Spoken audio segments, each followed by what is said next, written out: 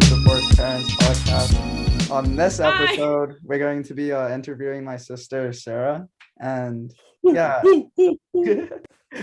So I guess you can introduce yourself, and if you want to plug anything as well, too. Plug my socials. Yeah. Yeah. Hey guys, I'm Sarah. I'm kind of like hunched over right now because I have it on my bed for lighting purposes. But can you okay? Because I think my microphone is like on the bed. Yeah.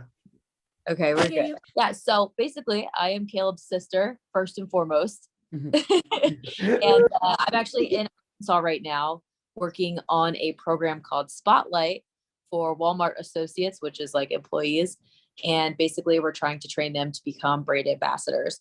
So I'm over here, Walmart headquarters is over here. So we have to be here for the client. And that's kind of what I do when I'm, not hanging out with people. So yeah, Arkansas is nice, very cold. I thought it was gonna be a lot warmer, but it is not. How long have you been doing that for? Or how long have you been working out in Arkansas for? So I've been working here since June. But I'm kind of back and forth. So I'm originally from Philadelphia, where you are, Lucia, are you in? Yeah. Okay. Yeah. So I come back to Philly a lot, just to like be with family, friends. Because a lot of the work is remote right now with COVID. But this year I think we're going to start ramping stuff up. So I'll be here more. Ooh, that's awesome. Oh, that's so cool. I had another question. Hold on. He helped out. We had our director of local social, who's like basically running our program, asked for a meme of Shia LaBeouf saying like, just do it. And talking about with the logo of our program. And we had Caleb do a turnaround of that in 24 hours. So that was really cool to like share that around. So that was like into Walmart. That was so much fun to make. I never like made that animation before within Premiere, and I had like so much fun editing it. I spent like a couple hours on it just trying to figure it out and having it like all crisp and stuff. You were like, I don't know what to do. I was like, figure it out. And you did. I was like looking it up on YouTube and stuff, and it was like so much fun like learning stuff, because like I always love looking up on YouTube like different skills and different like tips and stuff, and learning through like YouTube and stuff. Caleb, I must say you look very cool right now. Like the lighting is like right. Thank you. It's giving film noir. It's like so bright because this lamp that I'm using is like blinding me a little bit. I have to like put it down. Professional like photos. Thank you. You look artsier because you're like, I can't really see. What's your favorite project that you've worked on so far at Walmart? Oh my gosh. Well, I mean, the project in and of itself has like 30 projects, right? So the project is app so that associates can go in and learn how to be essentially influencers. So, I mean, like there are so many like moving parts to this. There's not like one project that's been my favorite. It's like there are so many projects at once that I like enjoy doing, because at the end of the day, you see the app come together, right? Does that make sense? So I don't love all of the little projects I do, but I do love seeing the main project come to fruition. Like that's so cool. So did you pursue higher education, or are you doing how'd you get this job? Like so I went to Westchester University. And I was in communications mostly because I wanted to do photojournalism, because I loved like understanding people's stories and hearing their stories and sharing their stories. And I didn't want to get into photography because I didn't want to pigeonhole myself into a very like specific career. Communication is, whilst not the most difficult career, allowed me like options such as marketing. I did computer science for a bit. And then I did photography as well. So photography was my thing. And then I ended up freaking out. I was telling Caleb about this the other day. Everyone's kind of stressed like their junior, senior year about graduating and what they're going to do next. And I remember it didn't really hit me that I needed to find a job until like a week before I was graduating. And I was run over to my professor. I'm like, what do I do? I don't know I don't know where I'm going. Like, I'm not doing photography anymore. Like, what should I do? I wanted to do computer science at the time. I was like, you have to help me get a job doing coding or like computer science or web development somewhere. And he was like, well, I don't have any of those connections because I'm a marketing professor, first of all. But he's like, but I have somebody who is hiring for a marketing position. And he's like, it's not like just go try it out. Like, and I looked at the website, I was like, man, this website's like, fine, that's not great. So I wasn't too thrilled to like do the interview. And I went in and I met with my first boss, Rich. I'll send this to him because he'll love getting the shout out. But Rich was like, we're starting a new business within this business. It's going to be awesome. Like, I want you, like, I would need your help doing this. Like, we're going to be doing a bunch of different things. I'm not going to get into what it is because it's kind of boring. It's like shipping stuff, but he was a really good leader and he was somebody that I really liked working with. And that kind of pushed me into marketing and specifically influencer marketing. So I did influencer marketing for that company, which grew this like new business very quickly, like from 10,000 members to 50,000 members in like 6 weeks or 6 months. It's not weeks, that'd be nuts. But so I was like, we both just like looked at the numbers and we're like, oh my God, influencer marketing like is killing it. And I just kind of focused on that. And then I'm just gonna keep talking. You guys can just tell me to shut up at any point. No, please. And then so basically I did that for a while and worked with him and his companies, and then, you know, worked at another place doing influencer marketing as well. And then I was like, you know what? I want to go travel. Like, I've always wanted to travel, and I am not getting any younger, and I don't want to settle down before I do something adventurous and wild. And so I quit my job, and with like not that much money, with intent to travel for about 4 months. And I went over to Asia because it's cheap to backpack. And I remember like I had a job lined up within 3 months of like leaving to go backpacking. And I said no, because first of all, I'm an idiot. Well, I just didn't feel like it was right. Like I feel like when you listen to yourself, you always like, you'll figure it out. You find a way. So anyway, I said no to the job and I started my own business, just very willy-nilly, just put an ad out on Upwork for my services, like helping with influencer marketing. And I got hired within the week. And from there, I did like contracting work. And so I basically I had my own business running. I had 2 clients, I had my own business running, and I was able to backpack for 2 years. So it was just kind of like, I had no plan. I just kind of listened to what I wanted to do, or, you know, at the time, and was impulsive. But I feel like you figure it out. Like, you're never, like I was telling Caleb this, you're never going to fail when you have people behind you ready to help you out. And so I knew that like, it was okay for me to take a chance and start a business, because if anything were to happen, I could just go home and my family would be there to catch me and I'd figure it out from there. So yeah, leap of faith, a lot of fun, kind of crazy, saw the world. Now I came back and I was like, you know what? Why not work with Walmart? And so why the heck not? So that's what I'm doing now. Just the next event. Beautiful. How were you able to balance the both, from like working and then also traveling and like exploring the world? Like, how were you able to balance the two? I will say I am not great at it, right? I'm not good at work-life balance. So when I really enjoy something, I hyper focus and I cannot think about anything else. And so I'm glad I got to spend like the first 4 months of like my backpacking thing like without a job, because I feel like I wouldn't have fully like experienced it the way that I did. When I got the job, I was just laser focused and I spent a lot of my time working. But it was almost like when you have a job, like you have a 9 to 5 during the week, and then on the weekends, instead of going out, you know, to bars or like around the city, I was like backpacking through Indonesia. So it was like, it was that nice, like the nomadic life. And I did it right before COVID too. So nomadic life wasn't a thing yet, really. Like it was, but it wasn't as it is like today, now that people can work remote. So, it was cool to see the world before it shut down. But I was not actually when the world shut down, and I lived with about 12 people. So quarantine wasn't so bad, but it was, that's how I balanced it. I basically just like lived the normal life. went out on the weekends and worked during the week. Oh, that's so cool. Well, what's the favorite area, or what's the most favorite country or place that you visited?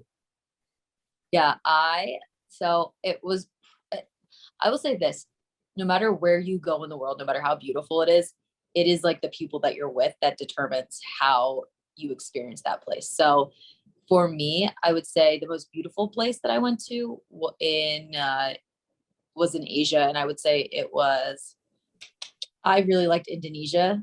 I think it was beautiful. And there was a lot of variety in the location. Like there was the jungly area, and then there was like the city area, and then there were the beach areas. So it had kind of like all of the variety that you wanted, good hiking. But my favorite place was Cambodia, just because I was traveling with a friend at the time, and we went to a hostel, and it was like this fun party hostel, and we met like the coolest people, and we did like a bunch of fun activities. And then we kind of like balanced it out. Like we made our group of friends there, and then we would go like traveling around Cambodia, and we went to these islands that were like right out of a calendar. Like they were beautiful. There was like photoplankton when you like played in the water, and there was just like, it was like amazing. And then we learned about like the Cambodian genocide and whatnot. So it was like a nice mix of like vacation and also education and experience. Cambodia was my favorite, and I would suggest like I don't know, like I feel like the friends really made it because I had people to go with, but I think Cambodia is just like a hidden gem, 100%. Oh, that's so cool. I'm so jealous that you're able to travel the world and see all those places, especially before or pre-COVID and stuff. I feel like you hit that at the perfect time. Yeah, you're right. If I didn't go when I did, my experience would have been completely different. Totally. I probably wouldn't. Yeah, I was on a plane once since. Did we? No, because we even decided against flying. We were going to wait, let me think. No. I did go on the plane because it was up for debate, because we didn't know when we were going to be going back to school and if I was going to be needed on the day, like before Thanksgiving break. And flying already freaks me out. Don't like flying. But flying during COVID is absolutely crazy bonkers. Because like people are either like so willing to follow them like mandates or like absolutely not. So I freaked out because planes scare me, and I cried on the plane, and the guy next to me was wearing his mask wrong and glared at me from the seat next to me. I was like and he has this little mask under his nose, and he's like, I was like, okay, this makes it worse. But I'm very excited to travel once things die down a little bit, because it's kind of sad, like at least for like me and Caleb's age range, because like we like got a taste of like the real world because we had like a little bit of time in college, and then COVID hit and everything. So it's awesome that you got to go, but like I know that you guys can't have that experience.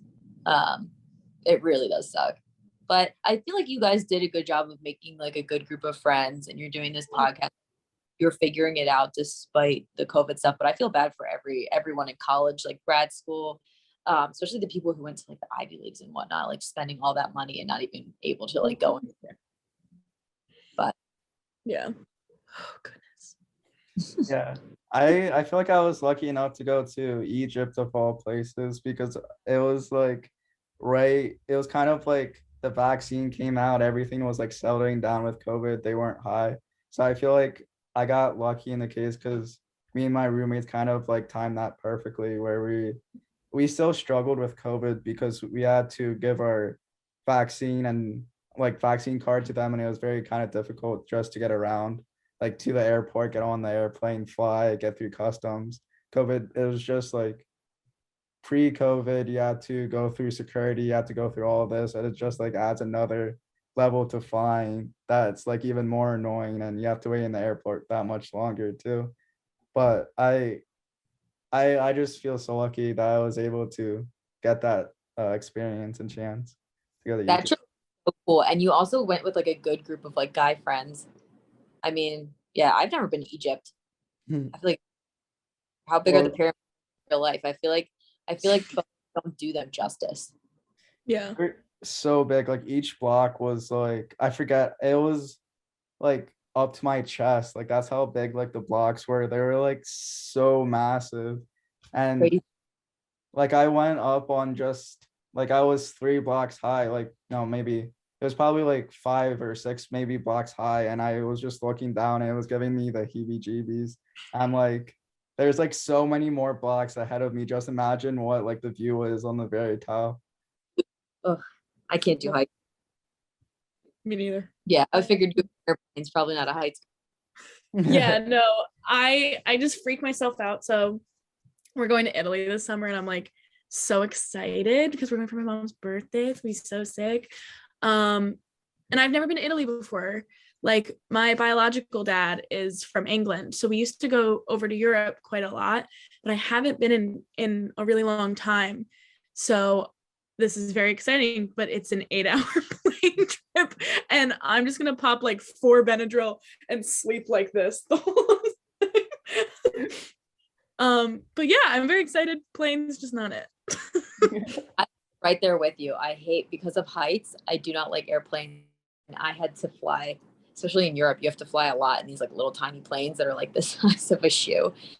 And you feel like they're like, oh, here comes turbulence. And it's not just like a couple bumps. It's like you're going to crash. You're like skidding and then going back. Like it's the, I can't. I'm like the person who, like, I'm a full grown adult and I still will like cling to whoever is next to me. I don't care who you are. I'm grabbing onto you. When we hit turbulence, I'm going to ask you 8 times if everything's okay. Like, Yep. Oh yeah. That's so funny. Oh my god. Caleb, are you good on planes? I get nauseous, like going up and landing. I get like super kind of nauseous and like sick feeling. It's kind of weird. He always gets nauseous. Caleb used to get sick all the, I do not throw up, but Caleb is the opposite. I remember one time you bought like, someone bought you like a jar. It was like 20 pounds of pickles or something. And you, who loves pickles, went to the bathroom. Or no, you like hid in the basement, ate the entire jar, puked all night. I was like, why did you do that? Psychotic. I remember that so much, and I always tell people that I ate an entire jar of pickles and then puked. It was probably the size of a brick in a pyramid. Like, I kid you not. That's Yeah. so funny. Yeah, that was definitely not one of my best moments. I was good grief, whatever. I guess we can dive into kind of what this podcast is named. It's like jokes. Oh god. Divorce.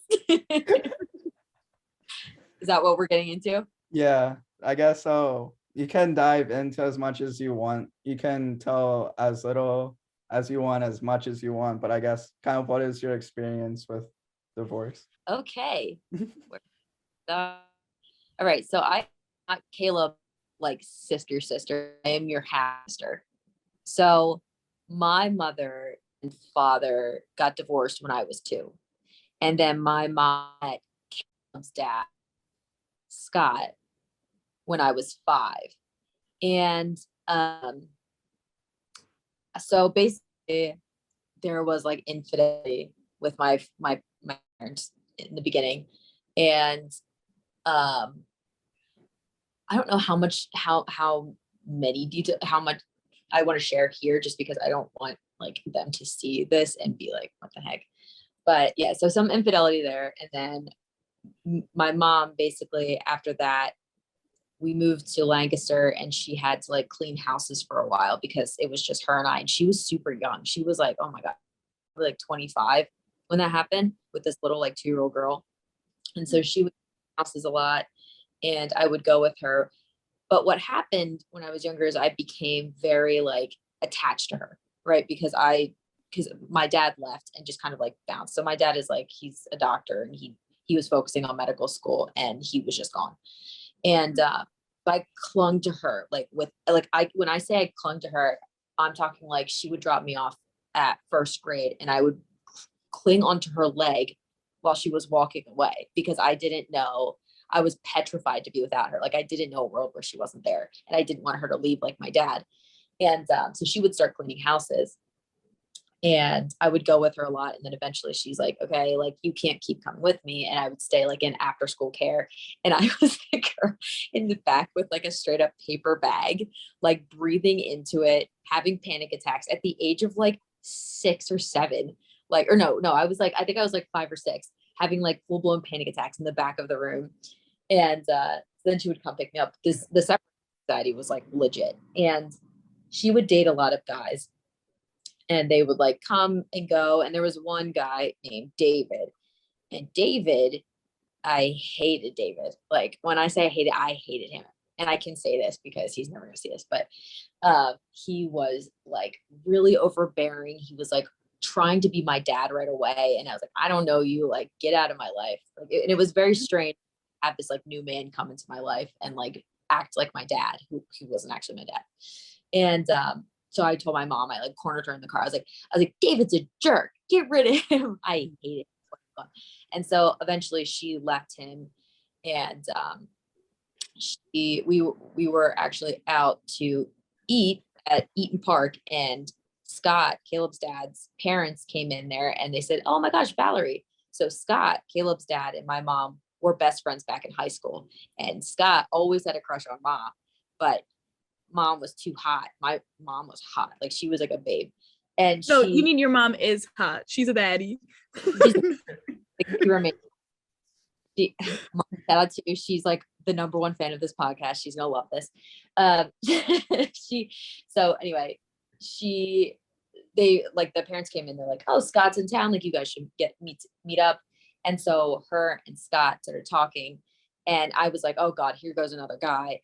And Scott came in to like the house one day, and I came down the stairs and I was obsessed with him. I was obsessed with him. I was like, I love you so much. You're my dad. Like you're the best thing ever.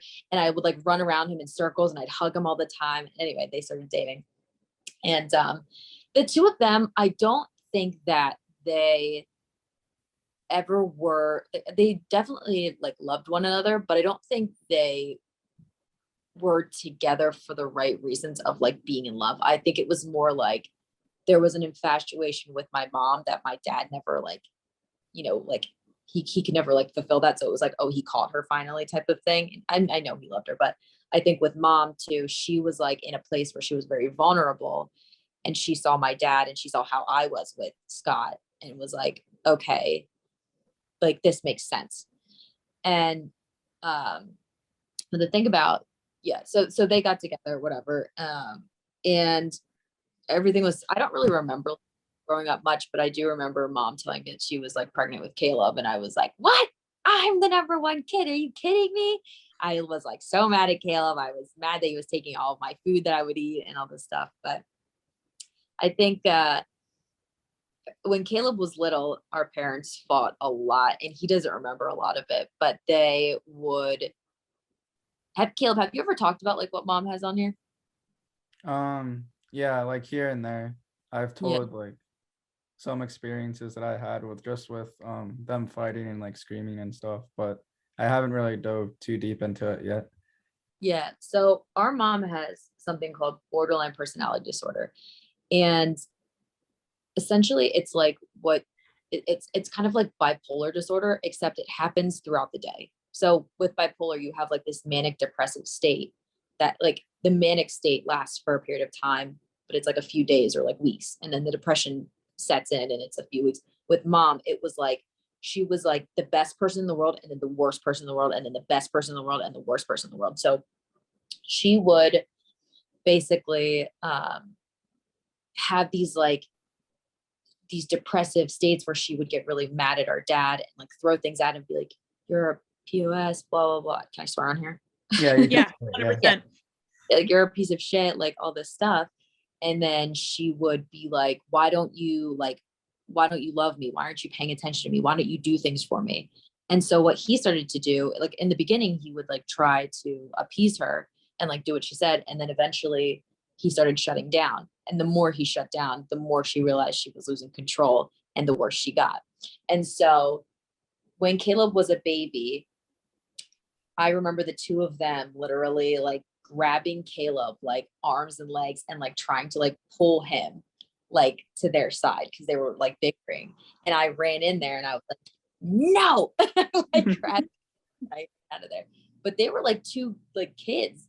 And it was the strangest thing watching that happen as like a kid and being like, what that, like, what the heck are you guys doing? Like, you have a little baby here, like, to take care of. You guys are more focused on like argument. And so I think Caleb has probably a lot of anxiety that stemmed from just like the way the household was when we were kids. Like, it was never a place where it was peaceful. It was always, there was always a fight, and it was always mom. And she like, so it was a crazy time. And I was there for Caleb initially, but then I started to like party and stuff and kind of like go into, I was like, you know what, screw it. Like, I'm going to numb out the way dad does. And so Caleb and I both like, we kind of like moved to dad more because he was like the safe space.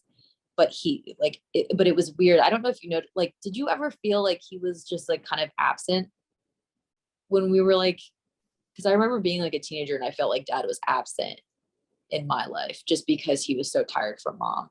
Yeah, I mean, I never really realized this now, but like looking back on it, I just feel like I was more to myself because I did graduate to dad more, because I just felt like every time like they were in the same house, I was always like walking on eggshells. Like, I always had to watch what I said. I always had to like have correct like emotion, like bodily, like I had to present myself in a certain way not to trigger anything.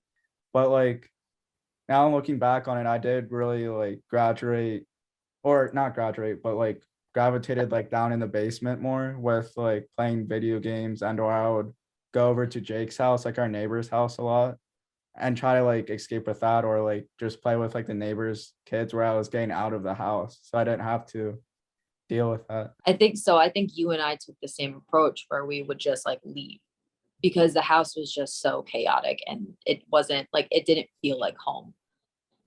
But so Caleb and I are 9 years apart. And so I think if we were closer in age, we would have like gone to the same places and things like that. But I was 9 years like different. I was in the phase where I was like drinking and partying and going out. And Caleb was in the phase of like just going over to his friends and hanging out. And so, yeah, it was just, we escaped the house a lot and went to different places. But yeah, she was really, really, really, really bad. Like, to the point where we would go out to like restaurants and whatnot, and we couldn't sit at a restaurant without her bursting into tears and like leaving. Like, because she would, like, dad would do something. He would like not order her a drink or something, and she would lose it, and we'd have to leave because she was like sobbing. And so we couldn't do like normal things like normal people do, like normal families do. Like, we never sat down at the table and ate dinner. We never went out to dinner. We never like, like family vacations were always a whole thing because mom felt like everyone was turning against her and like no one wanted her to come on family vacations. Like, Caleb, you and I had like a tough like home life. Like, it was just, there was no peace. And it was a long time. Like, our parents didn't get divorced until, how old were you? Like, I was like freshman in high school. Yeah, like way too long. And yeah, it was just, but then I remember so I was in college when they got divorced, and I was like, it is about time. But it was weird. Do you remember, like, they got really good for a while there? Mm-hmm. So like, they went from like hating each other, like, and literally only fighting, to being extremely like loving to each other about 2 years before they got divorced. And have you talked about this part yet? I don't know, like, what I can. Yeah, I kind of went into depth about, or I went in depth about this, and I just basically said the same exact thing that you said. Like, there's this like 2 year period before they got divorced where I was like having all that like bad energy up until that point, and then once that like they started to be lovey-dovey together, I'm like, wait, this is a new feeling. What is this? This isn't going to last long. Like, I'm just going to wait this out, not expecting anything. And it's like the first year went by, I'm like, maybe they can fix it together, possibly. It looks like they're good like for the past year. And 2 years hit, I'm like, oh my God, like, am I actually going to live in a normal household for my like high school like year. I'm like, oh my God, like I want to go off to college real good and stuff. And they got divorced. I'm like, what the fuck? Like what? Like couldn't you have done that like when I was little or something? Could you like done that when you guys were actually fighting? Not like make up and then get divorced and like play with my emotions like that. Yeah, exactly. And that's kind of what it was. But there, so I think I want to say, like, you brought up a really good point, Caleb. Like, you said that you always felt like you were walking on eggshells and you had to act a certain way to appease mom. And I feel like, I think that's what makes us very empathetic individuals, because we had to make sure that whatever, like, we had to feel what she felt and then react accordingly. Otherwise, we wouldn't be safe, right? So a lot of our childhood was spent trying to stay safe. And then when we couldn't be safe, we'd leave. So like, it's like, we'd have to gauge it. Like if she came in the room and was like smiling, then we would be happy and joke and have fun with her. And if she was like, if she snapped at you about something, you had to get silent. Otherwise, anything you say like could be held against you and she would like flip out. And yeah, so that's, I think that's something you should look at too, like for yourself, because I know you say like a lot of times you like feel like you're like in this bubble almost, right? And you're like keep talking to people the way that they want to be, you think they want to be talked to, but not the way that you feel, right? And so I that, and I do the same thing. I think that that stems literally from having to do that our entire childhood, like both of us. But it was interesting though, when they got divorced, it was like the happiest time of our lives, right? Like, because the house was like quiet and it was just you and dad at the house. And like, I remember from college and being like, it was like a bachelor pad almost, right? Like you and dad were just like building things and playing video games and building fires and just like having like a fun time. Like dad was drinking beers. And I was like, this is like the best thing ever. I feel like this is like, it wasn't exactly a home, right? It wasn't like a traditional home where you come home and you feel safe. It was like, oh, this, well, I guess it is like, I feel safe now because it's like peaceful. And yeah, I think we had this conversation before too about like the house and like kind of what you feel about the house, because like when dad sold the house, you're like relieved because you had like more bad memories, or like you said that you didn't really like the house, it just brought bad memories, and I was confused. But I forgot because like from when they got divorced and mom like left the house, I had like a 3.5 year span at the house where I felt safe, and I felt like I kind of fell in love with the house. Like I remembered all the good times that happened in the house. I guess that could also be a negative because I blocked out all the bad and like forced the bad stuff away. I guess that's also toxic or like bad behavior on myself. But like I focused on the good and stuff. I'm like, wow, I had like a lot of good memories here, because that made me like reflect. exactly. Yeah. I wasn't there for the good parts. Like the house for me was never safe. And I'm so glad that you got that like experience, because I think that's so important in your formative years, right? To have a safe place and to feel safe. But dad was that for us. Like dad was our safe space, like like apart from the house, like he was the person that I would like cry to and say, like, I don't understand, like, why does this keep happening? Like, but it's interesting because he's just like a guy, you know, and he came into my life and like took care of me when everybody else like abandoned me. And so like dad is literally like, I think you would say the same thing, like he's our hero. Like he literally like made sure that he was the safe space for us when we didn't have a safe space at home. And I like every day I'm like thankful for dad for that.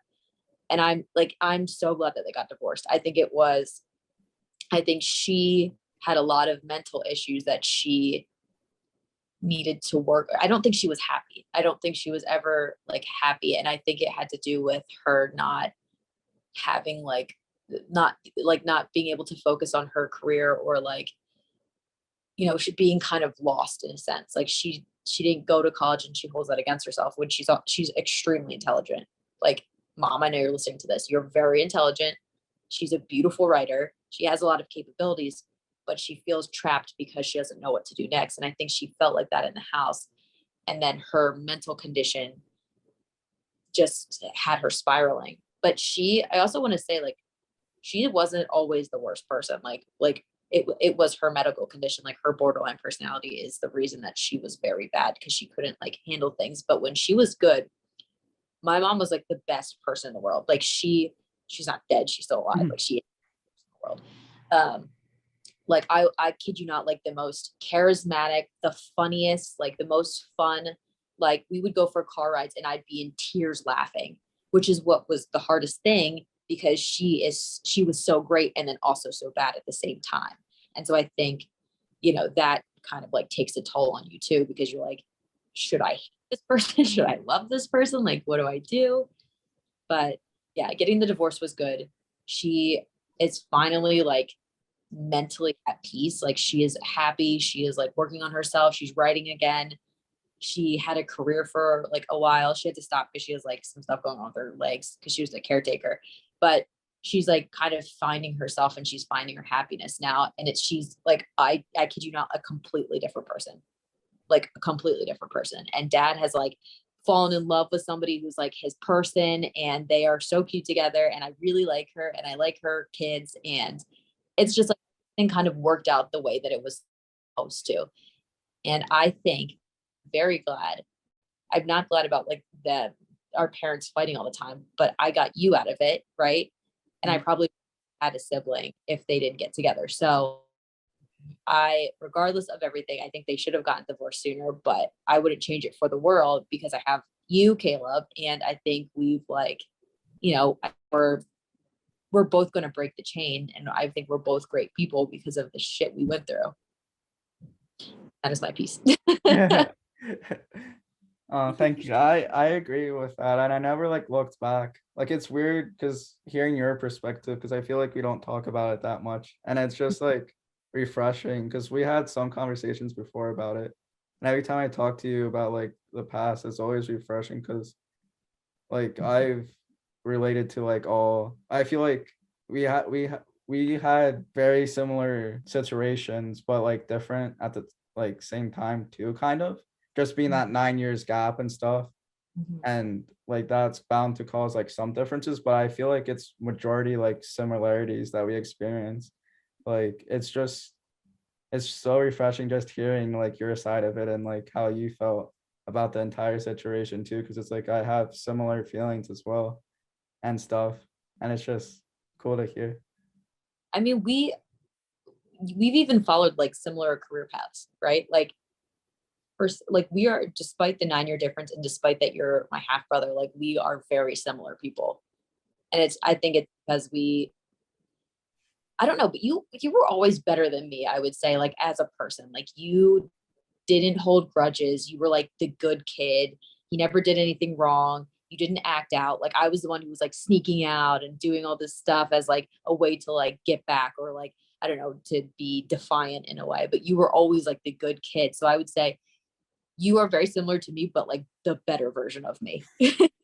Oh, stop it. I think it's just because like I know how to you know how to sneak up. Yeah, yeah, I just do. I saw what you did. I'm like, I'm just gonna do the opposite of that. And it worked. I mean, like, we saw you, but they were just like, we don't care at this point, whatever. Yeah. You guys really were a support system for each other, and I think that's a really beautiful thing. It's very sweet. Yeah. Thank you. And I said this like on I think a couple episodes too, but we were talking about like I kind of like with my emotional support, like I leaned on you a lot too, because like you were kind of like my like parent, quote unquote, too, because like while they were fighting, like I remember some instances like you would like pull me away and like take me to another room, or you would just like try to take me away and like talk with me while they were like arguing and stuff. I remember like a couple moments and stuff, and then you trying to like stop them arguing and stuff. And I just always remember like you always trying to like calm the situation down, and that got me through a lot of the arguments and stuff too. I do remember one time I pulled you away in a room because they were fighting. I thought it would be funny to feed you Play-Doh. So I big Play-Doh piece, and I was like, okay, let's eat it. pretended to eat it and you ate it and you were like, sis, this is disgusting. And I thought it was hilarious. So I do apologize for that time. But yes, the rest of the I vaguely remember that. Hey babe, mom and dad are fighting. Have some Bueno. But Alicia, he was so, or Alicia, I always say Alicia, he was so cute as a baby, like, and he was so sensitive that I wanted to like, just so messed up. You had like the biggest blue eyes and I just wanted to see you cry because it was so cute. Right. Because you would get the boob flip, you go, ah! And so I would do it just to kind of entertain myself. I'm sorry. That's so fucking funny. I never knew that you did that. That's so funny. I did some stuff just to, but then I'd be like, oh no, I'm sorry, and I'd like give you a hug because I felt really bad, but it was so cute. I'm sorry. That's so funny. It's all okay. I don't remember any of it. He has like repressed memories of me, just like also. Oh, but I remember when I used to complain about my little sister, like when she was really, really little, my parents would threaten to cook and eat her, and I would freak out. They'd be like, look at her, she's the right size, she's annoying you so much, we can just eat her. And I'd be like, no, you can't eat her, no. She was always so tiny, so they like put her in a pot, and I would be like sobbing. I'd be like, I don't want to eat her, I don't want to eat her. That's amazing. Oh my God, I feel like you and I were the older siblings, so we definitely had to deal with more things, but we also got to like just be a little bit more of an asshole, which I think is kind of fun. What's the age difference between you and your sister? We're 2.5 years apart. Much better. We're pretty close, but yeah, it's definitely weird going through those things as the older sibling because you're better equipped to like understand what's happening, and you also have more of a mental capacity and an emotional capacity to be able to process that information. Mm-hmm. I also was like in 8th grade when everything happened, so like I was still kind of young, but I was old enough to be like, oh, something is awry. But it's interesting sometimes when Caleb and I talk, because I feel like sometimes our experiences are so different because of, yeah, like we were the same age, but like in different positions, I guess, in like the family. Like my sister was, I was like in 8th grade, she was like maybe 10 years old. Mm-hmm. So like even her experience, I can't even imagine is anything near like mine as well. So I always think that's like super interesting. I always like to ask, like, were you the older sibling, the younger sibling, or like the only one? Just like to kind of like gauge what it was like for you. Yeah, it's very different based off of like where you are in the family, totally. In a child, or you have siblings. Yeah, definitely a different experience, I'm sure. Mm-hmm. I feel like to be the younger one and have older siblings to take care of you. I feel like as the older sibling, it's like it's your duty to basically make sure that the younger siblings don't like get affected by it in the way that you are. So but it's almost like, I guess it's not as bad because it becomes almost a duty, like a job. And that's kind of in and of itself, like I'm making sure my brother is okay. I'm taking care of him. Like it feels like you're being altruistic and whatever, which feels kind of definitely. I don't know, that's what I thought. No, I agree. You should interview her. We should. You think she would do it? I think she would. Oh my God, she would love it. Mm-hmm. She's so cute. She was texting me for your birthday. You can put this in because it's post your birthday. And she's like, hey, I'm sending some stuff to Caleb and you need to make sure it goes up. I was like, oh, don't worry, I'm on it. So I created a group chat with all of your roommates and I was like, this is what my Queen Valerie is saying. We need to make it happen. It was so cute. She like followed me on Facebook. I was like, oh my God, bestie. And then she was like, I know this is so weird to message you like this, but I just wanted to say I really love you. And I was like, oh my God, she's so cute. She's so nice. She sometimes just texts me and I think it's so sweet. will talk to her, and she's like the sweetest person in the whole. She literally is like the nicest person you'll ever meet, but like she wasn't for a while there. But she's like the sweetest. She's like a cookie pie, like, hi, sweetie, how are you doing? Like, I'm thinking of keeps in touch with all my old friends that I don't even keep in touch with. Like, she's like, she's the life of the party. But she also said, Caleb, she sent you a birthday gift that I was supposed to give to you, but I didn't. So now it's at my boyfriend's house. Can I tell you what it is? Yeah, she was telling me about it. It's the pink Whitney. Yeah, what the heck is that? It tastes so good. Like I feel It's like yum. what was that? I said it's very yum. Yeah. It You know, goes like, Not really. Because it's like pink lemonade vodka. yeah. ooh, It It's tastes really so good. good. Like Yeah. yeah, you don't even like feel it go down or anything. It doesn't make you like puke, like that gagging feeling. doesn't make does that, What was that you cut out? is that what you look for in your alcohol? Like, does it make you puke? Yeah, that- yeah.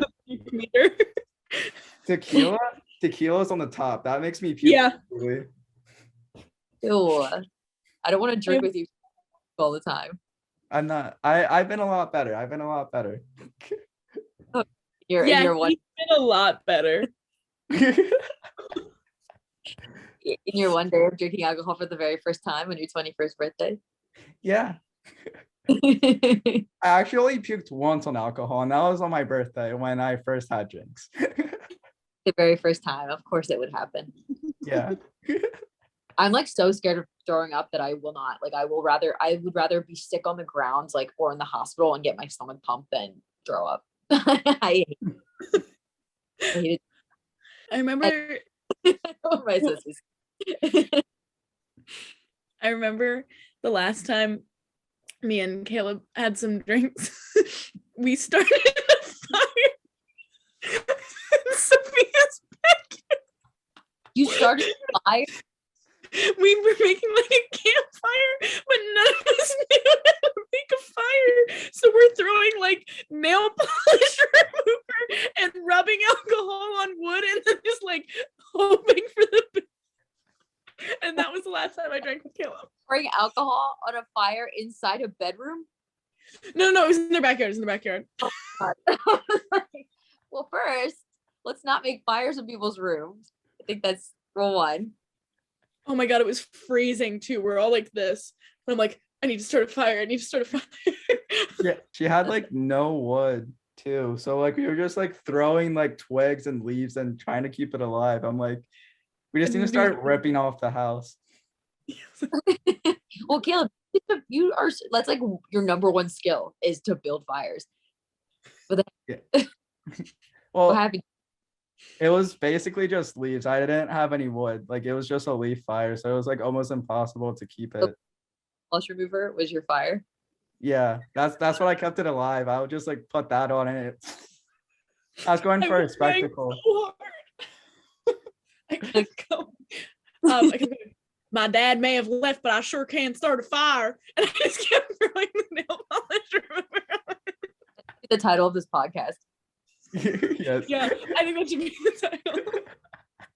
I want a shirt that says that. We're making shirts for every episode, and the quote on this shirt is going to be, "My dad may have left, but I sure can start a fire."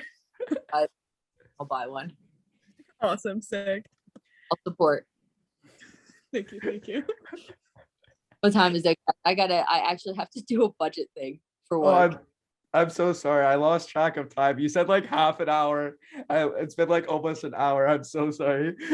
Oh my god, you're totally fine. I love to hear the sound of my own voice. No, I'm kidding, but talking. But okay, well, this was fun. Yeah, Thank you so much for coming on. You're awesome. Yeah, Oh my thank God. you so much, Sissy. Okay, I would love it if you guys could like blur out my face and like just like make it a black shadow and then change my voice to really low. So it seems like drug bust interviews. You need to do that, Caleb. That's Caleb's job. He can do that. The entire time. No, just do it at this end clip when I said that. Okay. I'll do it. Caleb, I love you. Alicia, I love you as well. I love you. I love you too, Sissy. Okay, when is this going to be up so I can send it to mom and dad.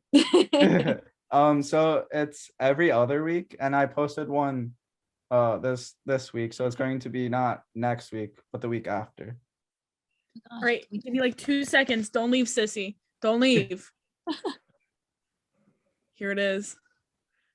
Here's today's shitty shirt. Can you allow me to share screen, Caleb? Oh wait, I'm just gonna make you the wait. Yeah, make me a co-host. Make host. So cursed. Did you do this second? I just did it. Incredible. Pinch bigger. Oh, pinch it. Pinch it close. I'm blowing that. Oh, I have to. You're good. It was me. I had to. I love the fire.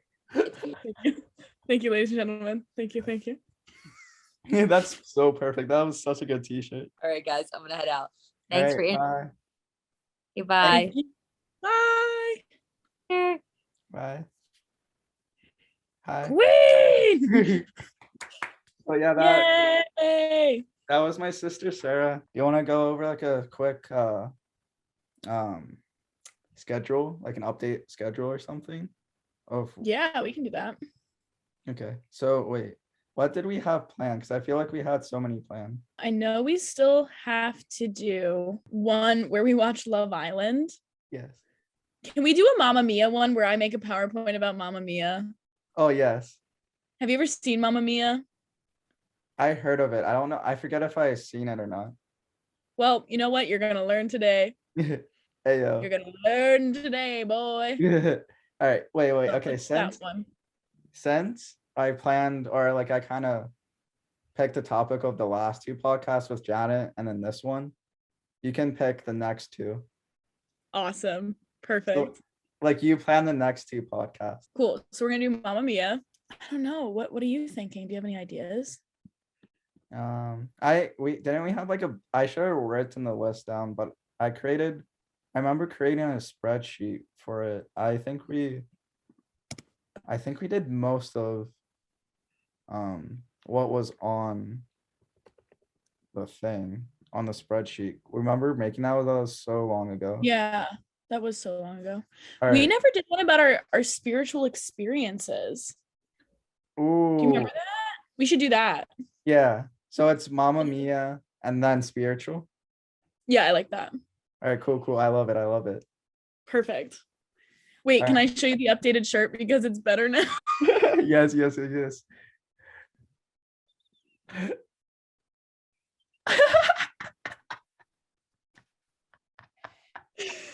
Alicia, can we how do we start selling these? I want to start selling these. These are so fucking good. I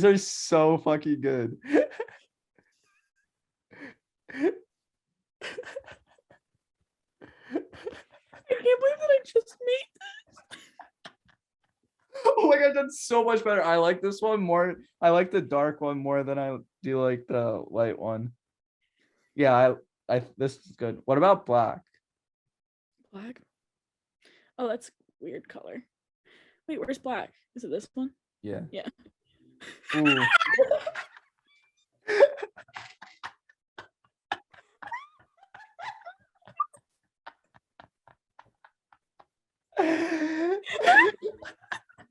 It's so fucked up. All right, we need to end this podcast. I need to get off the internet. I should. Yes. All right, so our next schedule is Mamma Mia, then spiritual experiences. Thank you so much, Kids with Divorce Parents podcast. I love you all. Bye. Bye.